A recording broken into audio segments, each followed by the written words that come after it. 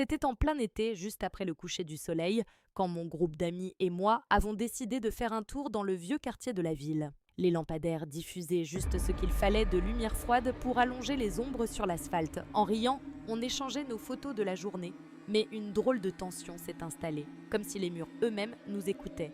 On s'est arrêté devant un immeuble pour montrer nos photos à l'un d'entre nous qui bossait ici. À cet instant, j'ai aperçu un homme en bas de l'escalier roulant, figé sous la lumière blafarde, ses yeux noirs plantés dans les nôtres, sans ciller. Les hôtesses de l'accueil lui chuchotaient qu'il devait partir, mais il ne bougeait pas. Juste, il nous observait, bras croisés, l'air absent et malveillant. Un frisson a couru le long de mon dos. On a préféré sortir le plus vite possible. Mais en longeant le trottoir, je l'ai revu de l'autre côté de la rue. Il avançait en parallèle, toujours les bras croisés, le regard vide ancré sur nous. On s'est mis à accélérer entre les passants, essayant de semer cette présence inquiétante. Plus on accélérait, plus j'avais l'impression qu'il prenait plaisir à notre peur, comme s'il la savourait. Finalement, on a bifurqué dans une ruelle éclairée par une lumière jaune tremblotante, les cœurs battant la chamade. Quand on s'est retourné, il n'y avait plus de traces de l'homme.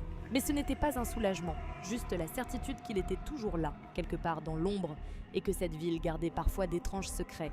Depuis ce jour, on ne traverse plus ce quartier sans y penser.